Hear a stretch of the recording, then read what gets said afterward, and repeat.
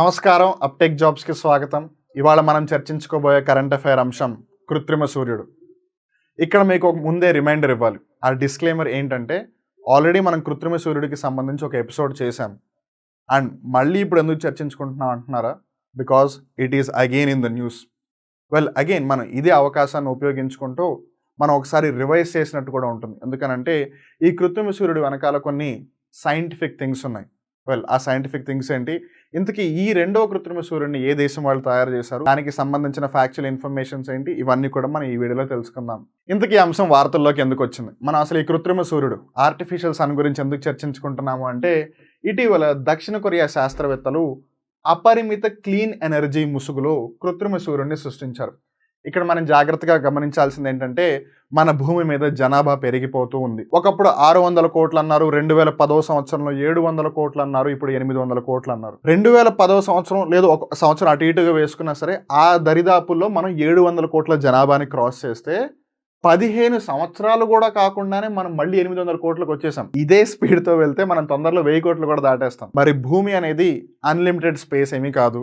So జనాభా పెరిగిపోతుంది, అవసరాలు కూడా పెరిగిపోతాయి.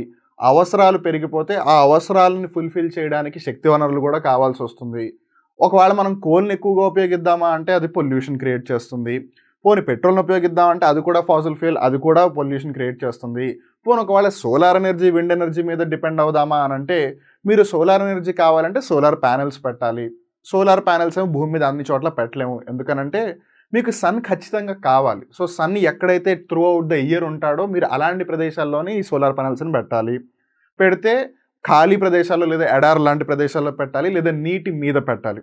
మీరు ఎక్కడ సోలార్ ప్యానెల్ పెట్టినా ఖచ్చితంగా ఏదో ఒక ఫినామినా ఖచ్చితంగా జరుగుతుంది. When we talk about phenomenas, ఉదాహరణకి మీరు నీటి మీద ఒకవేళ సోలార్ ప్యానెల్స్ని పెట్టారనుకోండి, చాలామంది అనుకుంటారు స్పేస్ తక్కువైంది కదా హ్యాపీ అనుకుంటారు.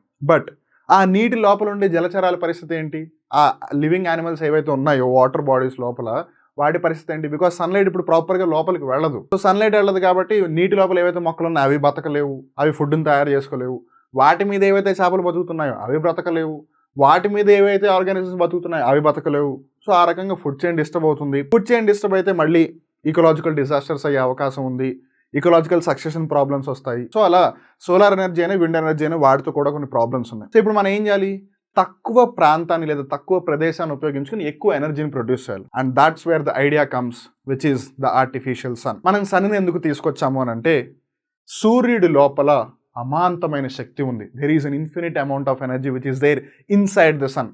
మన ఏ సన్ గురించి మాట్లాడుతున్నాము, మన సౌర కుటుంబం సోలార్ సిస్టంలో ఉన్న సన్ గురించి మాట్లాడుతున్నాం. అండ్ గుర్తుపెట్టుకోండి, సూర్యుడు మన భూమికి చాలా దూరంగా ఉన్నాడు. ఎంత దూరం అంటే 15 కోట్ల కిలోమీటర్ల దూరంలో ఉన్నాడు. అంత దూరంలో ఉన్న అక్కడి నుంచి ఇక్కడికి శక్తిని పంపించగలుగుతున్నాడు అంటే జస్ట్ ఇమాజిన్ సూర్యుడి లోపల ఎంత వేడి ఉంటుంది. అలానే మానవుడు మన భూమిలో కూడా అలాంటి ఒక వనరు ఉండాలి అని చెప్పి ఈ ఆర్టిఫిషియల్ సన్ని క్రియేట్ చేస్తున్నారు. అలా ఇంతకుముందు ఆల్రెడీ చైనా క్రియేట్ చేసింది, అప్పుడు మనం కరెంట్ అఫైర్ వీడియోని డిస్కస్ చేసుకున్నాము. అండ్ ఇప్పుడు సౌత్ కొరియా క్రియేట్ చేసింది, అందుకని డిస్కస్ చేసుకుంటున్నాము. But the whole reason behind discussing the same thing again is to make sure we are revising the concept of nuclear fusion and nuclear fission, but not about అది కొరియానా, ఇండియానా, అమెరికానా, బ్రిటనా అన్నది కాదు. But remember that first time China చేసింది, ఇప్పుడు South Korea చేసింది. సియోల్ నేషనల్ యూనివర్సిటీని మామూలుగా తెలుగులో అయితే విశ్వవిద్యాలయం అంటారు. ఈ సియోల్ అనేది దక్షిణ కొరియా అంటే సౌత్ కొరియా దేశం యొక్క రాజధాని. ఇక్కడ మీరు జాగ్రత్తగా గుర్తుపెట్టుకోవాల్సింది ఏంటంటే, కొరియా పేరుతో 2 దేశాలు ఉన్నాయి. ఒకటి ఉత్తర కొరియా అంటే నార్త్ కొరియా, ఇంకోటి దక్షిణ Korea south Korea. South Korea ఏమో బాగా డెవలప్ అయిపోయి డెమోక్రటిక్గా ఉంటే, నార్త్ కొరియా ఏమో ప్రపంచంలోని లీస్ట్ డెవలప్డ్ కంట్రీస్గా ఉంటూ అక్కడ డెమోక్రసీ లేకుండా అయిపోయింది. ఇక్కడ నార్త్ కొరియా దేశం యొక్క రాజధాని ఏమో ప్యాంగ్యాంగ్, సౌత్ కొరియా దేశం యొక్క రాజధాని ఏమో సియోల్. కానీ ఈ 2 కంట్రీస్లో కరెన్సీ మటుకు సేమ్, వాన్, WON వాన్ అనమాట. ఏదైతేనేం సో సౌత్ కొరియా దేశం యొక్క రాజధాని అయిన సియోల్ నేషనల్ యూనివర్సిటీ వాళ్ళు, అలానే కొరియా ఇన్స్టిట్యూట్ ఆఫ్ ఫ్యూజన్ ఎనర్జీకి సంబంధించిన శాస్త్రవేత్తలు Korea super conducting టోకోమాక్ advanced research reactor, దీన్నే ఇన్ షార్ట్ K-STAR రియాక్టర్ అని కూడా పిలుస్తారు. దీంట్లో వాళ్ళ కృత్రిమ సూర్యుడిని సృష్టించారు. తద్వారా స్వచ్ఛమైన అణుశక్తి సాధనలో పెద్ద పురోగతిని సాధించారని మనం చెప్పవచ్చు. ఇక్కడ మనం అణుశక్తి అని ఎందుకు అంటున్నాము, because this is all nuclear energy. మళ్ళీ న్యూక్లియర్ ఎనర్జీ గురించి మనం మాట్లాడుకున్నప్పుడు 2 రకాల అణుశక్తులు వచ్చేస్తాయి. ఒకటి బై న్యూక్లియర్ ఫిజన్, రెండోది by nuclear fusion. Nuclear fission already మన భూమి మీద జరుగుతుంది. ఉదాహరణకి మీరు ఒకవేళ ఏదైనా న్యూక్లియర్ పవర్ ప్లాంట్ని తీసుకున్నారనుకోండి, మన భారతదేశంలో కర్ణాటక రాష్ట్రంలో ఉన్న కైగా పవర్ ప్లాంట్ అవ్వచ్చు, లేదు తమిళనాడు రాష్ట్రంలో ఉన్న కల్పాకం పవర్ ప్లాంట్ అవ్వచ్చు, లేదా కుదన్కులం పవర్ ప్లాంట్ అవ్వచ్చు, లేదు ఉత్తరప్రదేశ్లో ఉన్న నరోరా పవర్ ప్లాంట్ అవ్వచ్చు, లేదు మహారాష్ట్రలో కడుతున్న జైతాపూర్ పవర్ ప్లాంట్ అవ్వచ్చు, లేదు ఫ్యూచర్లో ఆంధ్రప్రదేశ్లో కట్టబోతున్న కొవ్వాడ పవర్ ప్లాంట్ అవ్వచ్చు, లేదు మరి ఎక్కడైనా సరే, లేదా జపాన్లో ఫేమస్ ఫుకుషిమా న్యూక్లియర్ రియాక్టర్ అవ్వచ్చు.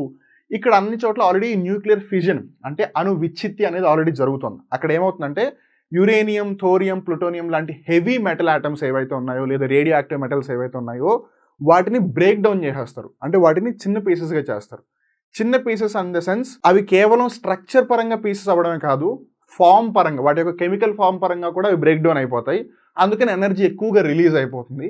ఆ ఎనర్జీని మనం యూజ్ చేస్తాం. బట్ సన్ లోపల న్యూక్లియర్ ఫ్యూజన్ జరుగుతుంది, అంటే కేంద్రక సంలీనత అని. అక్కడేం జరుగుతుంది, రెండు లైట్ ఆటమ్స్ ఫ్యూజ్ అయిపోయి ఇంకో ఆటంలా ఫామ్ అవుతాయి. అంటే హైడ్రోజన్ ఆటమ్ రెండు కలిసి ఒక హీలియం ఆటమ్ అవ్వడానికి ప్రయత్నిస్తాయి. ఒకదాన్ని విడగొట్టడం చాలా ఈజీ, మేబీ కొంచెం ఎనర్జీ ఎక్కువ పెట్టలేమో, బట్ స్టిల్ బ్రేక్ డౌన్ ఈజీగా అయిపోతుంది. బట్ రెండు చిన్న వాటిని కలపాలి అంటే చాలా కష్టం.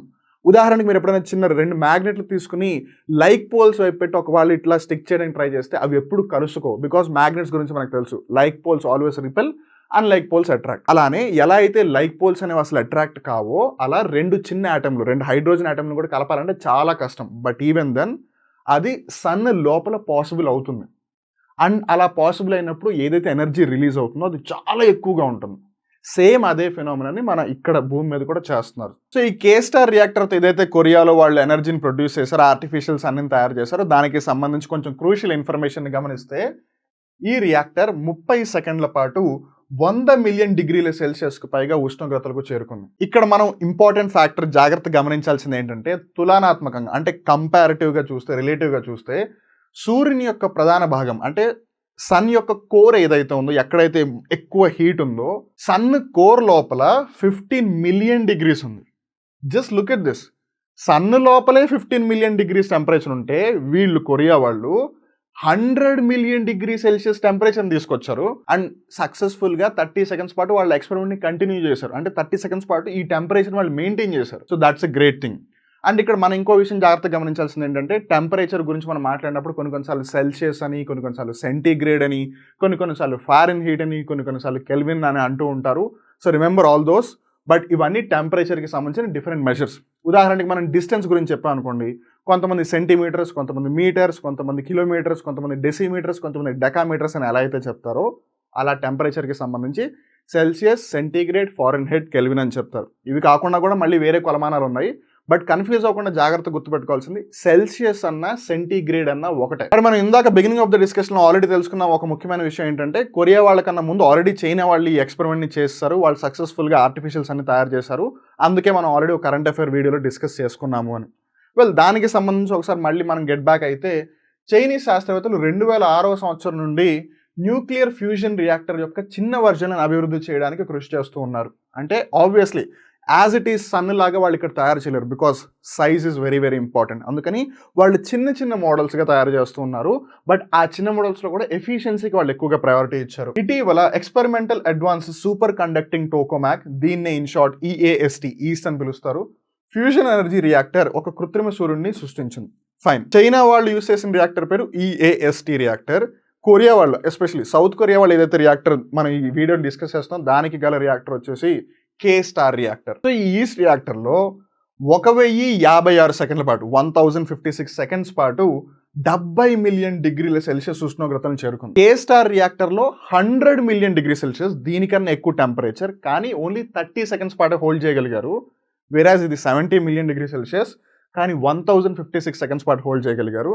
And this is 5 times more than that, because మనం ఆల్రెడీ తెలుసుకున్నాం సన్ కోర్ ఏదైతే ఉందో దాంట్లో 15 మిలియన్ డిగ్రీస్ మటుకే ఉంటుంది అని.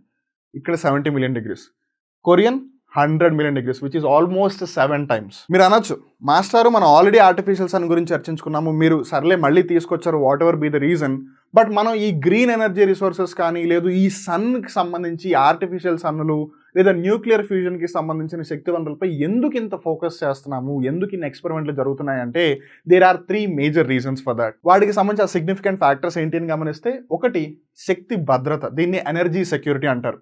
మనం బిగినింగ్ ఆఫ్ ద డిస్కషన్లో తెలుసుకున్నట్టే పాపులేషన్ ఏమో టప లేచిపోతుంది. ఒకప్పుడు 700 కోట్లు 800 కోట్లు ఆబ్వియస్గా డెఫినెట్గా తొందరలో 1000 కోట్లకి వెళ్ళిపోతాం మనం. మరి అంతమంది ఉన్నప్పుడు అందరికీ లైట్లు కావాలి, ఫ్యాన్లు కావాలి, డిఫరెంట్ పర్పసెస్కి వాళ్ళకి ఎనర్జీ ఖచ్చితంగా కావాలి. అండ్ నెక్స్ట్ది క్లీన్ అండ్ ఎనర్జీ, అంటే స్వచ్ఛమైన శక్తి వనరులు. ఇప్పుడు కోల్ ఉంది, ఫాజిల్ ఫ్యూల్స్ ఉన్నాయి, ఎప్పటి నుంచో యూస్ చేస్తూ వస్తున్నారు. మేబీ ఇంకొన్ని సంవత్సరాలు, మేబీ అంటే ఒక 15-20 సంవత్సరాలు కోల్ బొగ్గు వస్తుంది, తర్వాత బొగ్గు అనేది అయిపోతుంది, పెట్రోల్ ఎలాగో ఖచ్చితంగా అయిపోతుంది. ఒకవేళ మనం వాటి మీద డిపెండ్ అయినా కూడా అవి ఫాసిల్ ఫ్యూయల్స్ కాబట్టి కార్బన్ డైఆక్సైడ్ని ఎక్కువగా రిలీజ్ చేస్తాయి. అండ్ దానివల్ల పొల్యూషన్ వస్తుంది, గ్లోబల్ వార్మింగ్ అవుతుంది. ఈ సంగతి మనందరికీ తెలుసు, మనందరికీ కాదు చిన్న పిల్లలకు కూడా తెలుసు. సో మనం క్లీన్ ఎనర్జీ సోర్సెస్ వైపు వెళ్ళాలి, అప్పుడే పొల్యూషన్ అనేది తగ్గుతుంది, అట్ ద సేమ్ టైం మనకు కావాల్సిన ఎనర్జీ కూడా మనకు వస్తుంది. మూడవది ఏంటిది? తక్కువ విపత్తు, అంటే ఎన్వైర్మెంటల్ డిజాస్టర్స్. ఉదాహరణకు ఒకవేళ మనం క్లీన్ ఎనర్జీ పరంగా చూసుకుంటే ఆల్రెడీ మనం ఫాసిల్ ఫ్యూయల్స్ ఇవన్నీ వాడుతున్నందుకు, లేదా ఇండస్ట్రియల్ పొల్యూషన్ ఇవంతా జరుగుతున్నందుకు ఆల్రెడీ గ్లోబల్ వార్మింగ్ అనేది జరుగుతుంది. వర్షాకాలంలో వర్షాలు పడకుండా చలికాలంలో వర్షాలు పడుతున్నాయి, ఎండాకాలంలో వర్షాలు పడుతున్నాయి, అసలు వర్షాలు పడని ప్రాంతాల్లో కూడా వర్షాలు పడుతున్నాయి, వర్షాలు పడాల్సిన ప్రాంతాల్లో కూడా వర్షాలు పడకుండా అయిపోతున్నాయి. సో ఈ డిఫరెంట్ ఫినామినన్స్ అన్ని ఎక్కడొక్కడ జరుగుతూనే ఉన్నాయి. ఈవెన్ మన అమెజాన్ ఫారెస్ట్ టిప్పింగ్ పాయింట్కి వచ్చేసింది. టిప్పింగ్ పాయింట్ అంటే ఏంటో తెలుసుకోవాలనుకుంటున్నారో, వెల్ మనం ఆల్రెడీ దాని మీద కూడా కరెంట్ అఫైర్ వీడియో చేసాము, so please do watch it. So ఇలా ఈ డిజాస్టర్స్ ఏవైతే ఉన్నాయో వీటిని మనం తక్కువ చేయొచ్చు, అట్లీస్ట్ మిటిగేట్ చేయొచ్చు. And that's why we are moving for this nuclear fusion. అది అంత ఈజీ కాదు, ఎందుకనంటే కొన్ని ఛాలెంజెస్ ఉన్నాయి. వెల్ ఆ ఛాలెంజెస్ ఏంటని ఒకసారి గమనిస్తే, ఉష్ణోగ్రతలను 100 మిలియన్ డిగ్రీల కంటే ఎక్కువగా ఉంచడం. ఉదాహరణకి ఇప్పుడు మనం ఆల్రెడీ 2 రియాక్టర్ల గురించి తెలుసుకున్నాం. చైనా వాళ్ళు ఏదైతే ఈస్ట్ రియాక్టర్లో చేశారో అక్కడ 70 మిలియన్ డిగ్రీ సెల్సియస్ వరకే వెళ్ళారు వాళ్ళు, కానీ 1056 సెకండ్స్ హోల్డ్ చేశారు. కొరియన్ వాళ్ళు 100 మిలియన్ డిగ్రీ సెల్సియస్కి వెళ్ళారు, కానీ 30 సెకండ్స్ పాటే హోల్డ్ చేశారు. కానీ మనం ఆ టెంపరేచర్ని ఎక్కువసేపు హోల్డ్ చేయగలగాలి, కనీసం 10 నిమిషాలు హోల్డ్ చేస్తే అప్పుడు ఎనర్జీని ట్యాప్ చేయడానికి కుదురుతుంది. Because we are not just talking about creating, we are also talking about distributing. ఆ ఎనర్జీని యూజ్ చేయగలగాలి కదా. అందుకు అలానే చాలా కాలం పాటు స్థిరమైన స్థాయిలో పనిచేయడం. పోనీ ఒకవేళ 100 మిలియన్ డిగ్రీలు నిమిషాల పాటు లేదా గంటల పాటు రన్ అయ్యే విధంగా మనం తయారు చేసాం సాంకేతికత, టెక్నాలజీని. బట్ ఈవెన్ దెన్ దాన్ని అందరూ స్టేబుల్గా, రిలయబుల్గా కూడా యూస్ చేయగలగాలిగా. ఉదాహరణకి ఇప్పుడు ఈ బైక్స్ ఉన్నాయి, ఈ బైక్ అస్సలు పొల్యూషన్ చేయదు, అందరికీ తెలిసిందే.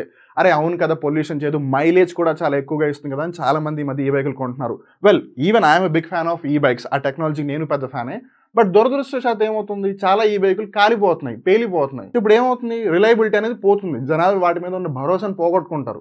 సో మళ్ళీ కొన్ని సంవత్సరాలు అయితే కానీ మళ్ళీ టెక్నాలజీ మారితే కానీ ఈ బైకులు కొనడం మొదలు పెట్టవచ్చు. Well we really hope that ఏవైతే ప్రాబ్లమ్స్ ఉన్నాయో తొందరగా సార్ట్అవుట్ చేసేసి అందరూ ఈ బైక్స్ వైపు వెళ్తే బాగుంటుందని అనుకుందాం. అలానే దీని మీద కూడా రిలయబిలిటీ రావడానికి చాలా టైం పడుతుంది.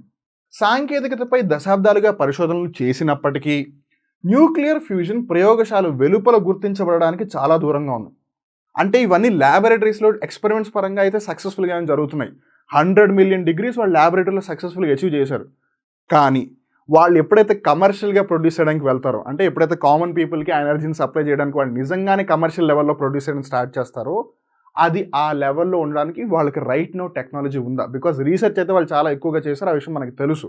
బట్ యాజ్ సెడ్ కమర్షియల్గా అది వీలవుతుందా? సో ఇలాంటి క్వశ్చన్స్ మనం ఆన్సర్ చేయాలి. యాజ్ వి నో, మనిషి అనేవాడు ఎప్పుడు ఆగకుండా వెళ్తూనే ఉంటాడు. అండ్ వి రియలీ విష్ మానవుడు కూడా అలా వెళ్తూనే ఉండాలి అని. Because change is the only thing that is permanent in this universe. అది మన అందరం చూస్తూనే ఉన్నాము. మార్పు మటుకు ఖచ్చితంగా ఉంటుంది. అది మంచా చెడన సంగతి పక్కన పెడితే it just keeps going. And మనం కూడా అలా వెళ్తూనే ఉండాలి. సో ఈ డ్యూ ప్రాసెస్లో మనం ఈ న్యూక్లియర్ ఫ్యూజన్ని బ్రేక్అవుట్ చేద్దాం అని అనుకుందాం. అండ్ మానవాళికి అంతా మంచి జరుగుతుందని కోరుకుందాం. ఇక్కడితో ఇవాళ కరెంట్ అఫైర్ ఎపిసోడ్ ముగిసిపోతుంది. గుర్తుపెట్టుకోండి, మనం ఈ భూమి మీద శాశ్వతంగా పర్మనెంట్గా ఉండడానికి రాలేదు. We are only just tenants. అద్దె కట్టట్లేదు, బట్ ఈవెన్ దెన్ మన అద్దెకే ఉంటున్నాం. సో ఈ భూమిని జాగ్రత్తగా వాడుకోండి. మన నెక్స్ట్ జనరేషన్స్ కూడా మనం ఈ భూమిని ఎలా అయితే తెచ్చుకున్నామో, ఎలా అయితే తీసుకున్నామో అలానే వాళ్ళకి ఇవ్వడానికి ప్రయత్నించండి. లేదంటే భూమి మీద మొత్తం పొల్యూషన్తో నింపేసి గ్లోబల్ వార్మింగ్ యొక్క ఫినామినాస్ ఎక్కడ పడితే అక్కడ జరుగుతుండి అలాంటి సమయంలో మన పిల్లలు పెద్దవాళ్ళు అయితే వాళ్ళు ఖచ్చితంగా మనల్ని తిట్టుకుంటారు. అందుకని it's high time we need to act responsible. మీ వల్ల పర్యావరణానికి ఎంత మేలు చేయగలిగితే అంత మేలు చేయడానికి ప్రయత్నించండి. అండ్ రిమెంబర్, ఈ మాటలు నాకు కూడా వర్తిస్తాయి. మళ్ళీ ఇంకో రోజు ఇంకో కొత్త కరెంట్ అఫైర్ ఎపిసోడ్లో కలుద్దాం. అప్పటి వరకు చూస్తున్నానండి అప్టేక్ జాబ్స్. నేను మీ వివేక్, సైనింగ్ ఆఫ్. ఇలాంటి ఆసక్తికరమైన వీడియోలు మీరు మళ్ళీ చూడాలి అనుకుంటే మా అప్టేక్ జాబ్స్ యూట్యూబ్ ఛానల్ని సబ్స్క్రైబ్ చేసి ఆ బెల్ బటన్ని ప్రెస్ చేయండి. మీరు గ్రూప్ 1, గ్రూప్ 2, గ్రూప్ 4 లాంటి పరీక్షలకి సన్నద్ధం అవుతున్నారా? ఇలాంటి సబ్జెక్టులకి సంబంధించిన విషయాలు మీకు ఎక్కడా తెలియట్లేదా? అయితే మీకు వన్ స్టాప్ సొల్యూషన్ మా అప్టేక్ జాబ్స్. ప్లే స్టోర్ నుండి యాప్ని డౌన్లోడ్ చేసి మొబైల్ ఫోన్స్లో ఇన్స్టాల్ చేసుకోండి. కొత్త విషయాల్ని డీటెయిల్గా తెలుసుకోండి. నేను మీ సాయి వివేక్, సైనింగ్ ఆఫ్.